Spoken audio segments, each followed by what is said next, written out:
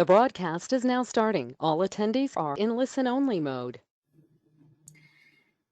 Good evening, everybody. Welcome to the Youth Take Flight for College Success webinar. We hope you're in the right place. We appreciate you guys joining us this evening. This is the second week of our series. I am Todd Serpico. I'm the DFPS State Office PAL Program Specialist. So I work with our preparation for adult living staff in all the regions around the state, working with youth who are currently in foster care or who have aged out of foster care around all sorts of transitional living services and supports. And that includes the educational benefits, which is obviously what we're here talking about. And we have a couple great guests with us this evening. Brandy Purswell is with BCFS as an ETV specialist, as well as Drew Melton, who also is a ETV specialist with BCFS. And so this is the second week of our 3-week college webinar series. The first week we were talking about college entrance and going through your applications and all those steps of getting enrolled in college, getting started. And so this week is a deeper dive into financial aid. It's Youth Take Flight for Financial Aid Success. We're going to go over all that entails. And we hope you'll join us as well for next week for our Campus Life Success. What happens once you're there, once you're starting your school, your post-secondary journey, whatever that is. Whether it's community college or university or trade school, whatever that may be. And so if you weren't with us last week, just so that you're aware, stay engaged, stay there, stay active. There will be prizes for youth who take part throughout the evening. I'll be giving out random gifts. We'll be reaching out to you afterwards for those who are chosen, as well as if any youth who take part in all 3 weeks of the series also will be enrolled in a random drawing for some prizes as well. And so, again, we're thankful that you're taking some time out this evening to join us. We hope you're in the right place, and we're going to go ahead and get started. When we talk about financial aid, there's a lot of different types. Some of the biggest things you want to be aware of as current or former foster youth are your tuition fee waiver, FAFSA, which is your online applications for your federal grants and loans and other forms of aid, the education training voucher or ETV program, and as well as any scholarships you may be interested in applying for that are out there. And so the tuition fee waiver is where the state of Texas, for many you youth, probably most of you or all of you in this room, will have that tuition waiver. And that grants you free tuition and fees at any public college or university in Texas, as long as you meet the eligibility requirements, and you have to activate it before your 25th birthday. And so on the screen, you can see what those requirements are. You can age out of care, but there's a number of different requirements. If you're not sure about that, reach out to your caseworkers, reach out to your PAL workers. But I would assume all of you on this call will likely qualify for that. And so that takes care of that big piece. If you're asking, can I get my college paid for, that tuition fee, that tuition cost is that biggest piece of the upfront cost. And so that is covered for by the waiver. There's no minimum GPA to use it or maintain it. If you qualify for it, it's good at any of the public schools in Texas.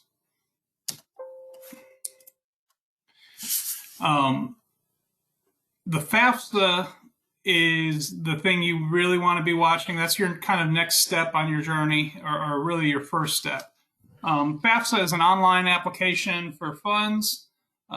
Your school counselors can also help you with information on this, but Any of you who are seniors this year, FAFSA opened up October 1st. So if you haven't already applied, you need to go ahead and get in and do that. You want to get in and apply as early as possible because different schools are going to have different priority deadlines. And you want to get that out of the way. It's also going to be a prerequisite for your ETV, which Brandy will be talking about. Brandy and Drew will be talking about in a little bit here. And there's the link here where you can find the FAFSA deadlines. When you go to do your FAFSA, you're going to need some things. You need to know your social security number. If you have your driver's license or a state ID, have that available. Your federal tax return. Now, if you were a youth in foster care after the age of 13, one of the questions on the FAFSA is going to ask you about that, and you're going to want to say, yes, I was in foster care, because you will not need your any kind of tax returns for a caregiver, for a parent, for a guardian, for your foster parent. You don't have to provide any of that. However, if you yourself are working a job and applied for taxes or were working a job and filed a tax return, it will ask that information on the application. And so you'll need to have that available. You also need to have created your federal student aid ID, and I'm going to show you what that looks like here in just a moment. And then you there's also a link here for where you can look up a lot of different scholarship opportunities as well. So the FAFSA website, you see that at the bottom of the screen. It's www.fafsa.ed.gov. You can also just Google FAFSA. This is, when you go there, this is the site you come to. This is kind of your landing page for FAFSA. And so again, if you have not done this yet, you want to do this. When you first come here, that purple arrow showing you, you're going to click here, I'm new to the FAFSA process, and it's going to take you in to start your process. You're going to click, yes, I'm the student, so you can get logged in. And this is where I mentioned that federal student aid ID. This is where some people get confused. If you're doing this for the first time, you're going to click right here where that arrow's pointing. You're going to create your FSA ID. That is going to take you to a different system. It's going to take you out of FAFSA over to the FSA ID, which is this page where you can create your account. You're going to click Get Started down there, and it's going to walk you through asking a lot of information about your background, about who you are, and create that ID. When you do this, you need to write down that information securely. You need to make sure you have that, because every year you're going to have to complete your FAFSA. This isn't just a one-time thing. When you start college, every year you have to submit your FAFSA, and you're going to need that FSA ID, and you're going to need your password so that you can go in and do these things. And so make sure that it's something you can remember, that you have that somewhere saved securely for your use for the future. Once you have your ID, you can go back into FAFSA. And now instead of creating your ID, you're just going to enter that FSA ID. You're going to enter the password you created, and that'll start your process. So again, the FAFSA is already open. If you're a senior this year and you're thinking in the summer, in the fall, I want to start college, then you need to be getting on those things now, and getting those applications completed. And with that, if you'll give us just a second, we are going to turn it over to Brandy. Let me get it over to her.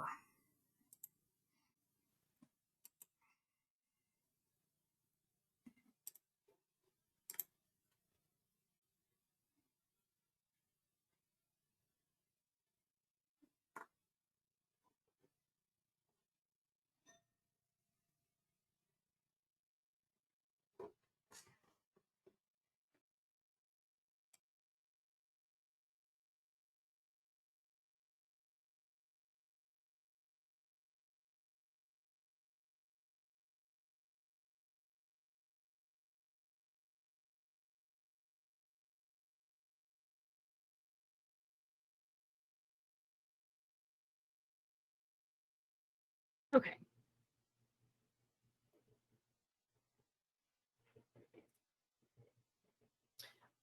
So Drew and I are going to talk to you guys today about the education and training voucher.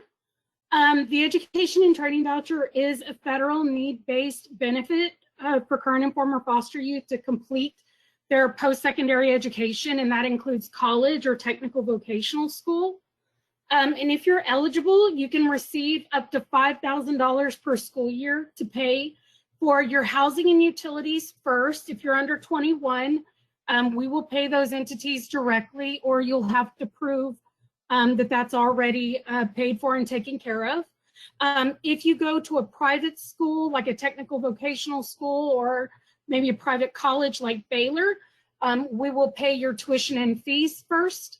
And again, that'll be paid directly to that entity. Anything left over will be paid to the student directly. And so you can use that. If you've left foster care, you can use it for personal living expenses and childcare. Otherwise, you can use it for like books and school supplies or computer supplies. Also, if you have left foster care, you can use it for transportation, in that you can buy a bus pass or a bicycle. You are not able to buy a car with it, but if you already own your own car and it's your car, you can pay for your car insurance, maintenance, repairs, gas, and any of those things. So we do have some trivia questions in here, and you guys can either answer in the chat or you can unmute yourself. What is not an allowable expense with ETV? Gas, car, tuition and fees, or books and school supplies? Anyone? And we do have prizes for those of you that participate and are able to answer the trivia questions correctly. So again, feel free to put it in the chat, or you can unmute yourself and yell out the answer. Anyone? Okay, it's a car. So you cannot buy a car, but again, you can use it for maintenance of repairs, gas, or anything like that if you already own your own car. Okay, so this is who will be eligible for ETV. Youth that are at least 16 years old and still in foster care, or if you're under the age of 23 and you've aged out of foster care, you're still in extended foster care, or you were adopted after turning 16. So ETV, you're eligible for ETV for 15 semesters or to the month of your 23rd birthday. So you'll get ETV from 15 semesters or the month of your 23rd birthday, whichever one comes first. Okay, another trivia question. So what ages is it possible for you to qualify for ETV? 16 to 21, 18 to the month of your 21st birthday, 16 to the month of your 23rd birthday, or 18 to 23?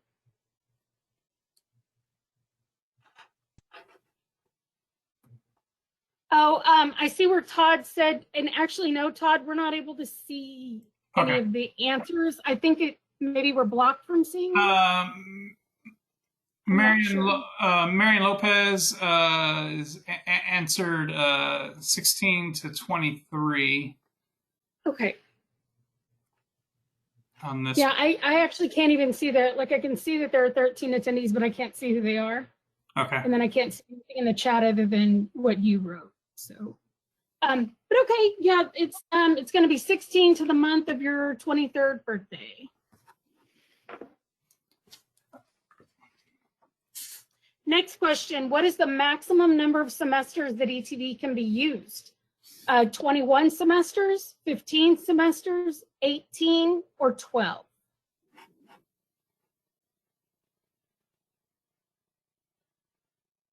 Todd, do we have anybody answering? Marion Lopez again is in first with an answer of 15.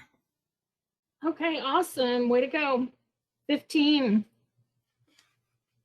So you can use ETV for dual credit in high school. You just have to take one dual credit class to qualify.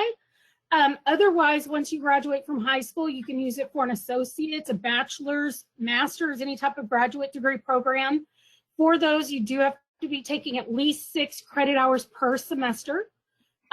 You can also use this for technical vocational training. Most schools are going to be private, and they do have to have been in business for at least 2 years and be accredited in order for ETV to be able to pay for the program. Best practice is to contact your ETV coordinator to find out if your program is going to qualify, but you can use it for any of those programs. So how many credit hours does a college student need to take a semester to qualify for ETV? 12, 6, 8, or 4?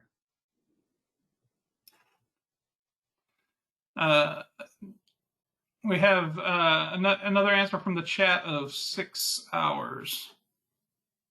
6 hours, awesome. That is correct. Okay, so Todd kind of went over the tuition and fee waiver, and this is kind of the comparison between tuition and fee waiver and ETV. A lot of students get these two benefits confused, so we don't want you to get those confused. So the tuition waiver is a state law. It's only supported at state-supported colleges and universities, so you can only use it at public schools in the state of Texas. The tuition waiver waives tuition and fees, and it's also good for a lifetime as long as you access it before you turn 25 years old. Once you turn 25 years old, it goes away. So make sure you attend that one college course before you turn 25 and you lock it in for life. And then there's also no grade requirement for the tuition and fee waiver. So if you have a bad semester or you have a couple bad classes, you are still eligible for the tuition waiver. Now, ETV, on the other hand, is a federal need-based fund. So you don't want to accept loans because that may make you ineligible for ETV. So you want to make sure that you turn down those loans. And then ETV is good for most post-secondary education institutions around the nation. As long as they've been accredited and in business for 2 years, you should be able to use ETV. And then ETV provides up to $5,000 per school year. And it's good from your 16th birthday to the month of your 23rd birthday, or 15 semesters, whichever one comes first. And then with ETV, you do have to make satisfactory academic progress, and satisfactory academic progress is going to be determined by the institution that you attend. So you'll have to check with that institution and make sure that you're keeping up with your grades so you remain eligible for ETV.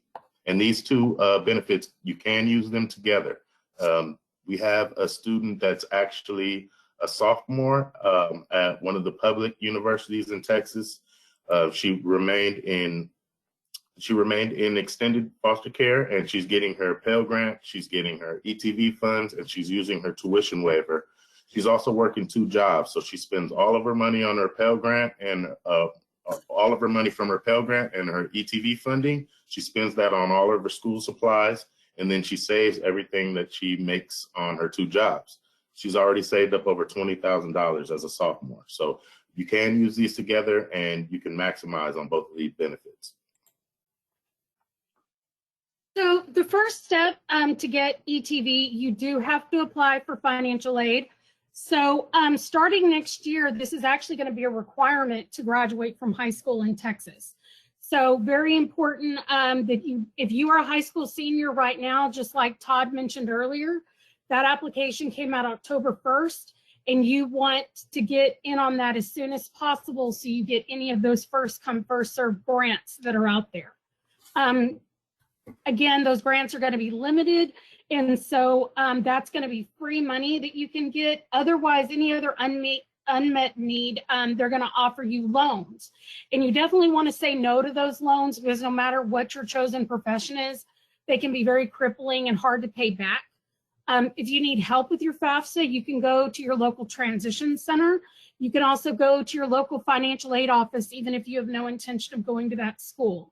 If you go to the financial aid office and let them know that you are coming from foster care and you need assistance with your FAFSA, they can help you with that. But accepting financial aid loans can actually affect how much ETV you get, because it is need-based. So we're going to look at any unmet need based off of your school's official cost of attendance. And if you fill all of that need with loans, then you may not qualify for ETV. So very important that you take all of that free money, take the grants, take the scholarships, and take ETV, your tuition and fee waiver. And then if you have any unmet need after that, that would be your decision whether to take loans, but take ETV first. Next question, what is the earliest date you can apply for financial aid?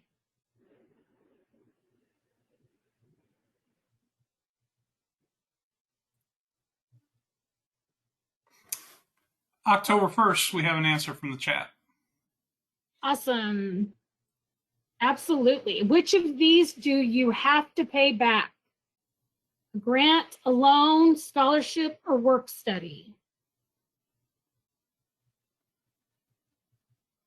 Loan is the answer from the chat. Absolutely. Those loans you will have to pay back. And can accepting financial aid loans affect how much ETV is awarded to you? We correctly have the answer. Yes, also again from the chat. Thanks people for chiming in and taking part. Absolutely, guys. Thank you. So once you filled out your financial aid application, you're going to want to apply for ETV. And you can do that at our website at texasetv.com. There's an application online and you can submit it right there, or you can download it and print it out. We always suggest that you go ahead and fill it out online. That way we get it instantaneously and we don't have to go through any other steps. It goes straight to our coordinators. So on our website, you can also find some of the documents that you'll need to turn in along with it. There'll be a couple of them that are on our website, and there's also examples of those documents, so you can see what they look like filled out. We also have an abundance of other resources on our website, and if you ever have any questions while you're on our website, you can always use that chat feature, and then you can ask a question, and one of our coordinators, or Brandy or myself, will get you that answer as soon as possible. So our normal application deadlines are going to be October 1st for fall, March 1st for spring, and July 1st for summer. You actually only have to apply once per school year, so those spring and summer deadlines only come into play if you haven't already applied for that school year.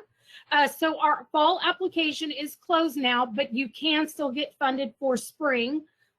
So you will have until March 1st of 2021 to get in that application to get funded for spring and or summer. If you are going to a technical vocational school, they do have non-traditional start and stop times. So sometimes your deadline can be different there. So make sure you talk with your coordinator if it doesn't have like a typical fall or spring schedule. And if you think you've missed one of those deadlines, go ahead and apply anyway, and our coordinators will let you know whether you're available. We have extensions, so just make sure that you apply, even if you think you've already passed that deadline. So here's some tips when you're applying for ETV. So once you're on our website, you'll go ahead and access the application, and you'll only need to submit one application per school year. Every year after that, you'll just go in and update your application. So you'll need to keep all of your login information.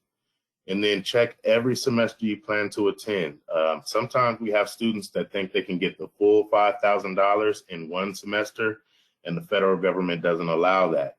You're actually penalized. So even if you're not sure that you're going to more than one semester, we suggest you go ahead and check at least 2 semesters so you can make sure that you get as much ETV funding as possible. And then make sure that you're putting your full legal name on the application at the time that you're filling out the application. Some of our students may be, maybe you want to use their nickname, or they may be going through the adoption process and they want to use their adoptive name, but it's not legal yet. Make sure you put your full legal name at the time that you're filling out the application. And then fill out the entire application. At the end of the application, there's an option to save and continue. Just make sure you submit. You don't want to save and continue, because then our coordinators won't get that application and we can't start the process. And then if you have any questions, just ask through our chat feature online, and we can get you some help. Also, once you submit your application, you're going to need to submit some other documents along with the application. For these documents, you can just take a screenshot, or you can just take a picture with your phone and send it in through email to our coordinators. Just make sure that you get the whole document in your screenshot or picture and that it's legible so our coordinators can read it. And then once you do send those documents in, save a copy of those documents just in case you need them in the future. You always have a copy of them. And then make sure that you give our coordinators 7 business days to process your application or any documents that you submit. So how many times a school year should you apply for ETV? Once per semester, once per month, once per school year, or every day until you get it?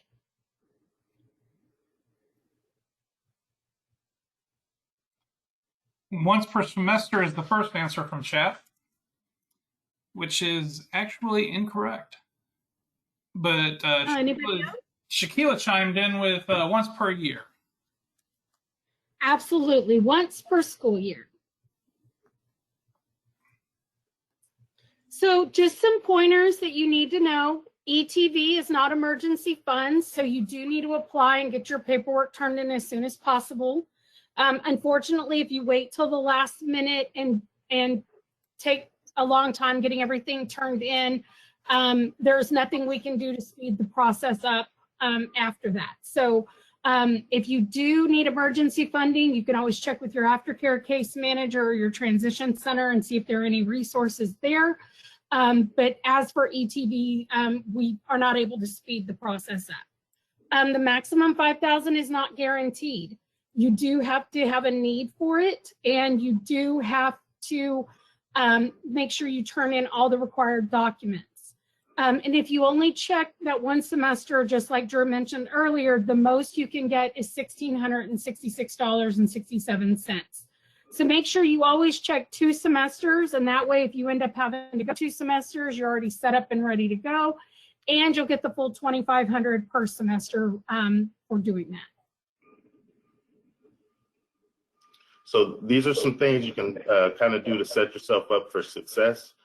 Make sure you're taking the classes in high school that are going to prepare you for what you want to go into once you get to college. Also, identify those skills. If you have friends that you know that are in college, kind of look at them closely and get a good idea of how they behave and how they move to kind of figure out what it's going to take to be successful in college.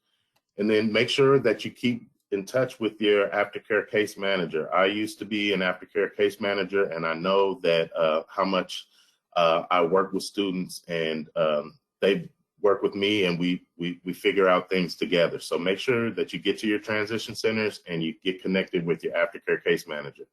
And then if you're not interested in a traditional 4-year college or community college, you should consider going to a technical or vocational schools.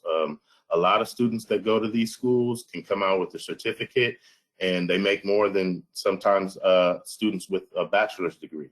So that's a really good, and you're really more focused on what you're interested in. So if you're not interested in a traditional college, look at those technical vocational schools. And then make sure that you're focusing on getting good grades. You may make yourself eligible for scholarships.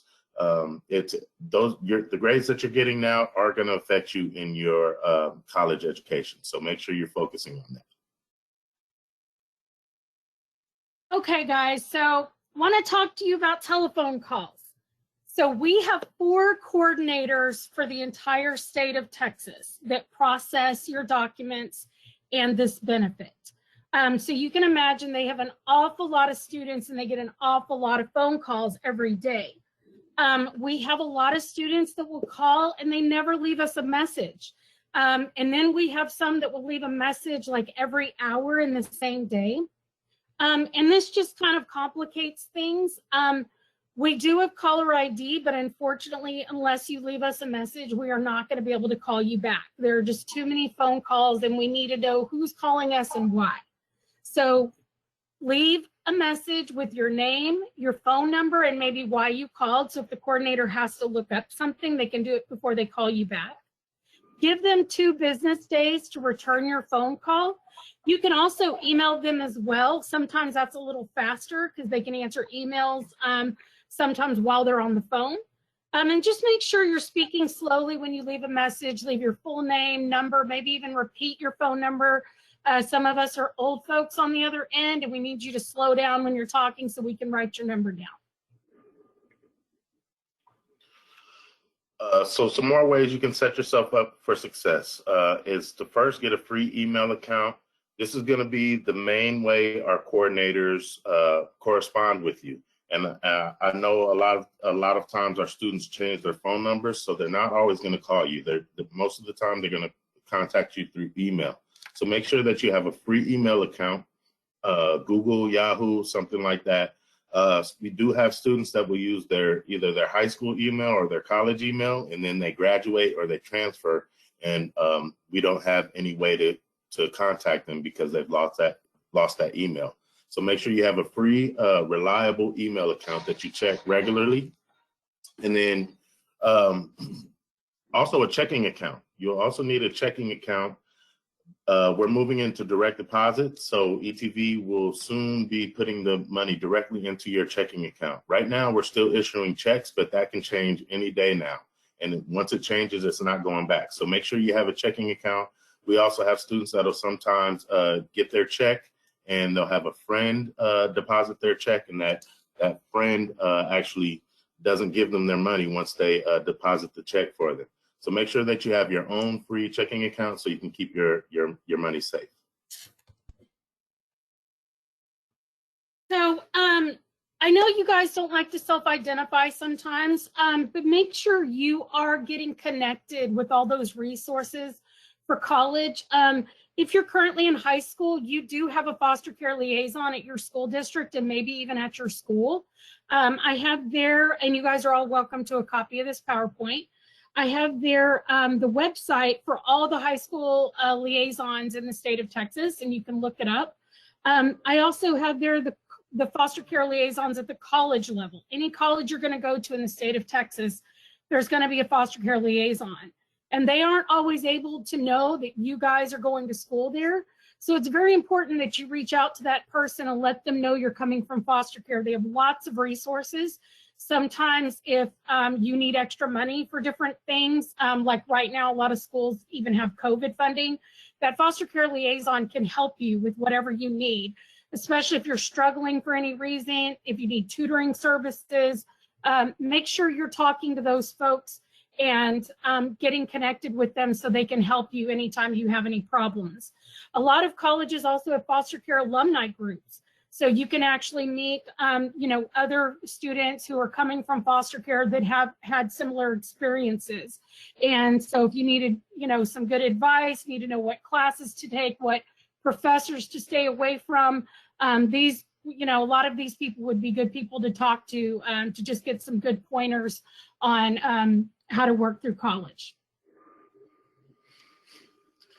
And then for students that might need assistance with housing during the breaks, summer breaks, Christmas break, spring break, some students may not have anywhere to go during those breaks, but if you go ahead and let your institution know that you may have a problem with housing and you let them know ahead of time, they should help you with finding housing during these breaks. So make sure you keep that in mind if you're having trouble with housing. And just as an example, we had a student that was going to UTRGV, and as probably most of you know, when COVID hit, all the college students were sent home.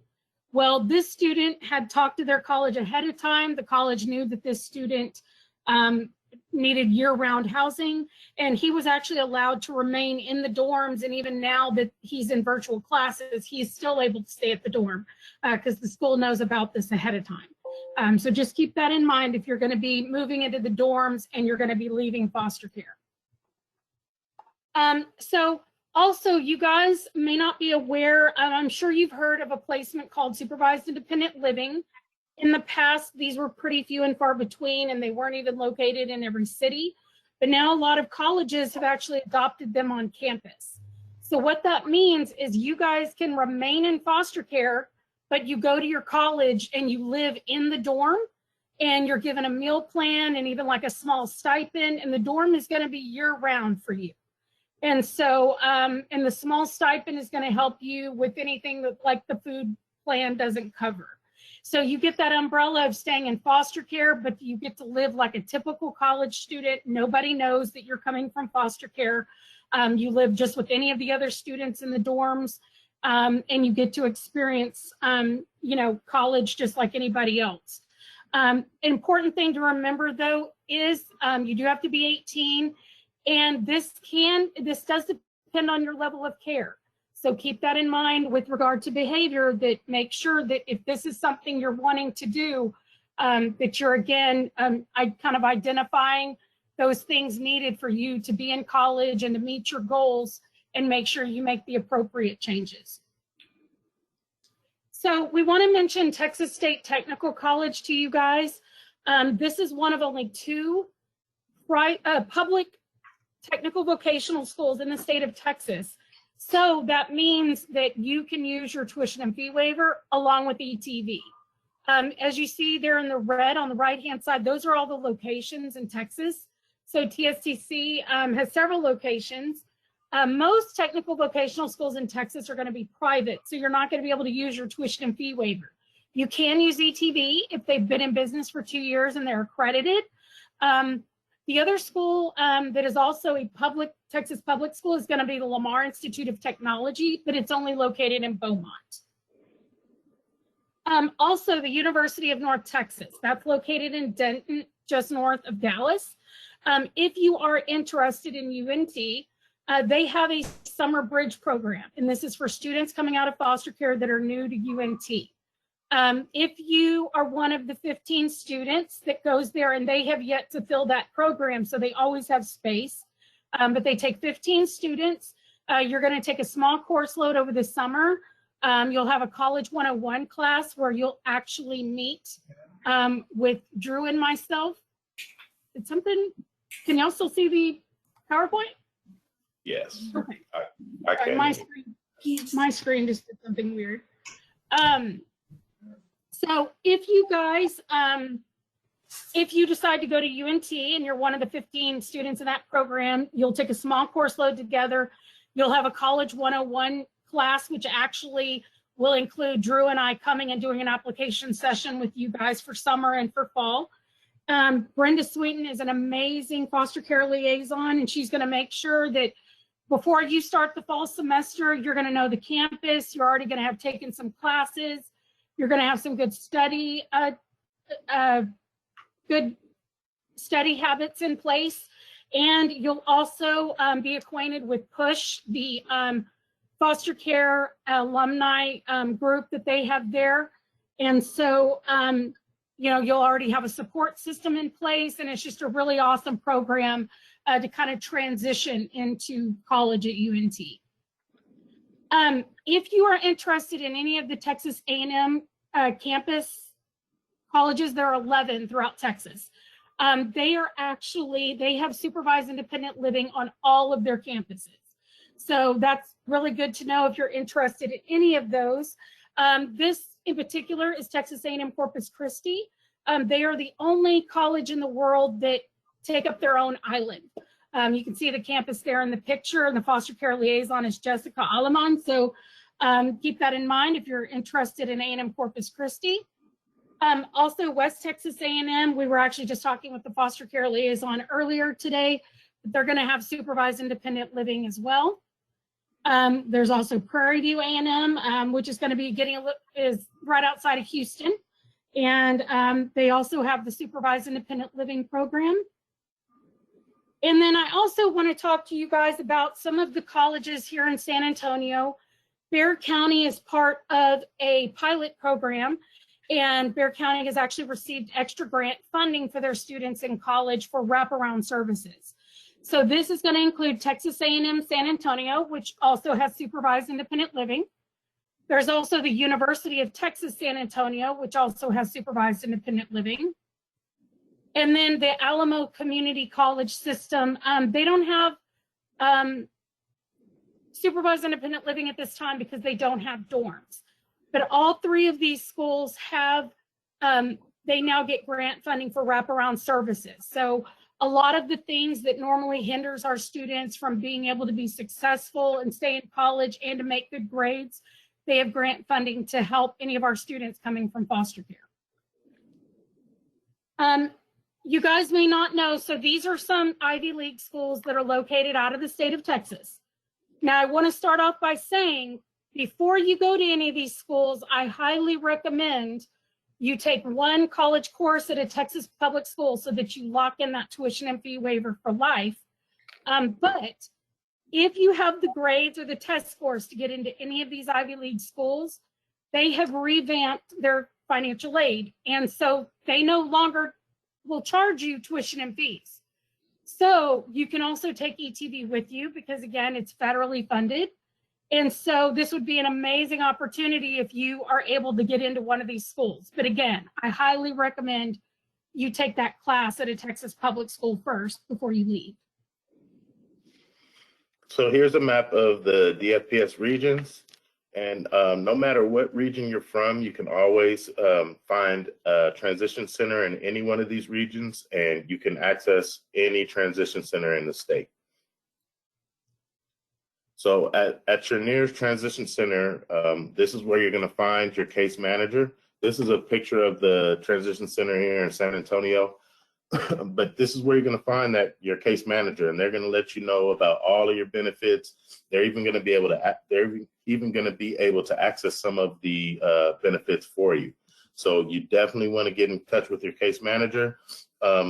Most transition centers also offer housing assistance, transportation assistance, job assistance. All transition centers have a Texas workforce advocate on site, as well as an education specialist on site.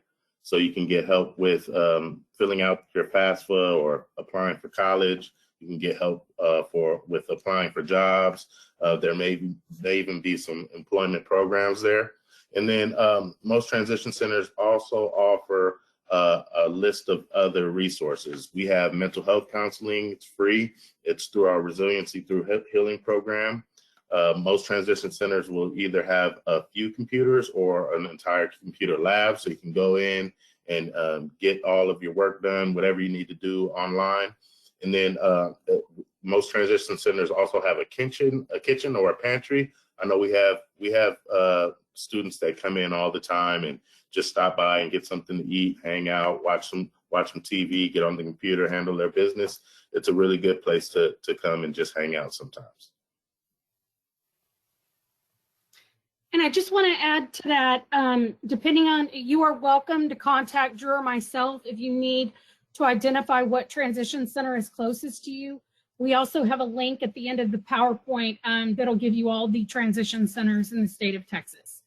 But this is the contact information for the ETV program. You will need to know what region you are from when you call. It'll ask for your region. It'll connect you with your coordinator. Typically, our transition center in San Antonio, and we have a few of the transition centers throughout Texas, but there's also other entities. Yeah. Something happened? Oh, sorry. Anyway, I don't know why this keeps switching my view. Different entities run the different transition centers, and they're going to have different operating times. And of course, right now, because of COVID, a lot of people might be working from home and their office may not be open. But you can always contact the ETV program with that phone number. And that's normally our address. And then, of course, that is the ETV website. And these are going to be your, these are going to be your ETV coordinators for the state of Texas. So you have Diana Pollin. She covers Region 1, which is going to be like Lubbock and Amarillo. Region 2, which is going to be like Abilene, Brownwood area. Region 9, which is going to be like Midland, Odessa. Region 10, which is El Paso. and Region 11, which is going to be all down by the border and the coast. So you've got like Laredo, Harlingen, Corpus Christi. And then Sarah covers Region 3, which is going to be your Dallas-Fort Worth area. And then she covers Region 8, which is the San Antonio area, but she covers the alphabet MO through Z. Elizabeth has pretty much all of East Texas. So she's got Region 4, which is going to be like Tyler and Longview. Region 5, which is going to be like Beaumont. And then Region 6, which is going to be the Houston area. She also covers students who go out of state and unaccompanied refugee minors. Leah Cross handles Region 7, which is going to be the Austin area, and then she has the top half of the alphabet for the San Antonio area. And this is the information for Brandy and myself. If you ever have any questions about ETV or your post-secondary benefits, you can go ahead and give one of us a call or shoot us an email. We'll be happy to help. You can also text us, whatever way is best for you, but we're definitely here to help. And if we don't know the answer, we'll help you find it. Monica McDonald is our program director. If you ever have an immediate need or a problem getting a hold of your coordinator, you can always contact Monica. And then of course, Todd, who's here on the call, he's going to be the Pell Program Specialist for the state of Texas. If you guys need to know who your regional Pell coordinator is, you are also welcome to contact Drew or myself. And we also have the link for that at the end of this as well, so that you can look up who the Pell coordinator is for your region. Carol Self and Felicia Penn are your education specialists at the state office. Again, we can also look up who your education specialist is for your region. Just let us know. And your education specialist, if you ever feel like your educational needs are not being met, they can help. If you have ARD meetings, they can attend those ARD meetings. So just keep that in mind. And then if you guys ever feel like you're not being treated fairly and your rights aren't being respected, you can always contact your foster care ombudsman. This foster care ombudsman is dedicated to youth who are coming from foster care. Now, this is not where you would necessarily report abuse or neglect, but this, you can definitely make a complaint if you, again, feel like your rights are not being respected. And then we just like to remind you that TexasETV.com is our website. This is where you're going to find your application. You're going to find some of those eligibility guidelines to make sure you're eligible. You'll also find some of the documents and examples of those documents on our website. And then that chat feature, you can always ask questions as long as you're accessing it Monday through Friday, 8:30 a.m. to 5:30 p.m. We are now using Remind. Some of you guys might already be using this with some of your teachers to remind you about homework. Well, we're now using it at ETV to remind you about our deadlines. And so if you are a current ETV student and you want reminders about like when to turn in your spring documents or just, you know, general, we also do FAFSA deadlines, stuff like that. And in fact, right now, if you're a current ETV student, we've been playing weekly trivia. And if you are one of the first ones to respond to our trivia questions on Remind, we actually do send you a goodie bag. So just feel free to go to the Remind, either the app or go to their website, or you can even text at ETV21 to 81010. The ETV21 just stands, it just stands for the 2021 school year. So you can sign up there. If there's a professional on here, we do have a professional Remind as well. Feel free to contact us or put it in the chat, and we can send you your class code as well. And then we also like to invite you to like us on Facebook. This is a really good page for our students and professionals. You can find all of what's going on with ETV. We have a lot of changes coming down from the federal level and the state level. And you can get the most up-to-date information here, as well as reminders about ETV. We can remind you about some of those deadlines. We have information about schools that may be doing some really innovative and cool things, as well as schools that are really good with foster youth that are aging out of foster care. And then we also host national celebration days. So like on, let's say, National Burger Day, we'll let you know where you can go to find free burgers throughout the day in the state of Texas. So really good website. Like us on Facebook, and we also have trivia. So we will post a trivia. We do a trivia game once a week, and basically you'll go on here, answer the trivia question, and if you're correct, we will send you out an ETV goodie bag. So here we have some scholarship databases for you guys. There are so many scholarships out there, guys. There is no reason for you to have to take school loans. There are scholarships for being left-handed. You just have to go through these scholarship databases and look. And in fact, a lot of times when they know you're coming from foster care, you get bumped to the top of the list.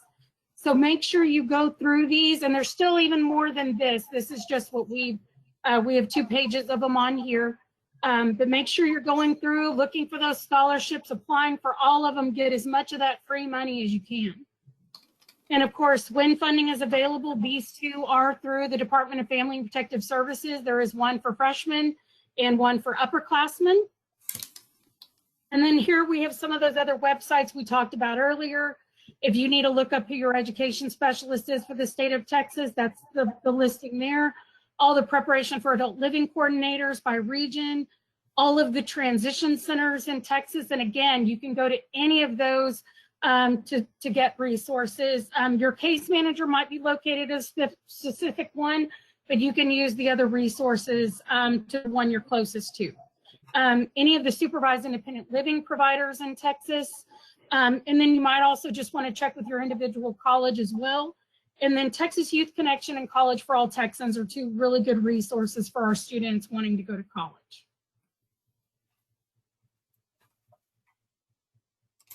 You guys have any questions? Yes, so there are some questions in the chat, and anybody, if you haven't asked a question yet, feel free to ask any questions into the question tab or the chat tab. That could be about tuition fee waiver. It could be about the ETV, anything to do with your financial aid. But we have one participant has asked, are students in dual credit classes eligible for their ETV? Yes. They just have to take one dual credit class to qualify for ETV. Excellent. And I would remind students that there is now a federal guideline that you only qualify for ETV for 5 years. Texas defines that as being 15 semesters. And so if you have that need, then absolutely the ETV is there. But I would also caution you to not just automatically think that that's necessarily the right fit. You need to look at your educational career and decide if you have that need, absolutely it's there for you. But be of mind that it's 1 semester less that you have the money down the road when you could potentially use more of it when you're in college itself. So it's just the kind of decisions you have to figure out what the right answer for you is. And just to tag on to that, make sure, so it's only good for 15 semesters. So if you use it fall and spring versus fall, spring, and summer, you're going to get the same amount of money, whether you split it over the 2 semesters or the 3 semesters. So if you're a good saver who can make it last through summer, you might want to just apply for fall and spring and get awarded the $5,000 for those 2 semesters and then save it and make it last through summer, because if you want ETV to split it by 3, that'll count against you, but you're really getting the same amount of money. So just a hint, little tip there. That's if you go year round. We have another question from the chat. With the requirement for bank accounts, someone asked, what if you're not 18 and can't get a checking account?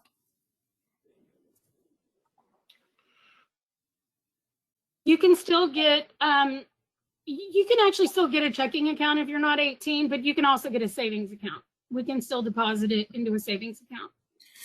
Yeah. And there are ways to get those bank accounts if you need help.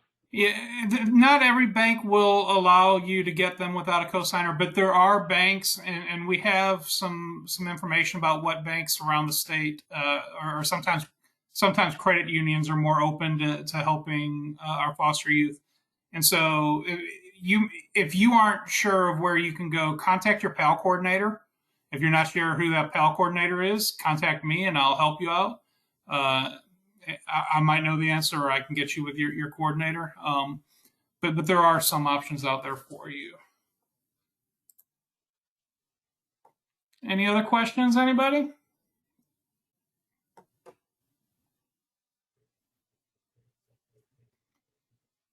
Give just another minute in case anybody has any more questions they want to ask, but I'll say that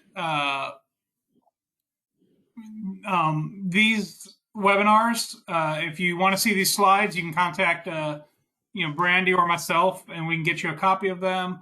But the webinar themselves are also going to be put up online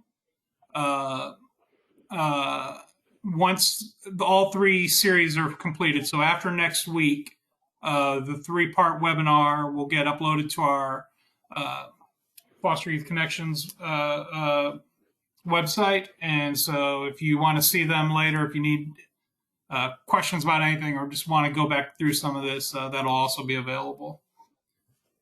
Todd, I put a survey link in the chat. I don't know if you're able to share that with all the attendees, but that, of course, is just something that they can let us know how we did and let us know what they liked and didn't like about the presentation. For any students that participated in the presentation today, if we have a way of getting their mailing address, I don't know if we can get that through you, Todd, we can send them an ETV goodie bag. And for any professionals that were on the line that participate in the survey, they can also, here, I'll give you my email address so you can share. Any professionals that take part in our survey can also, I can send them a Bluetooth tracker. Excellent. And I have note of who is participating. I can try to get that information to you as far as those. And anybody those of you who participated, we'd appreciate. I put that link for the survey for ETV into the chat. We'd appreciate it if you would take part in that.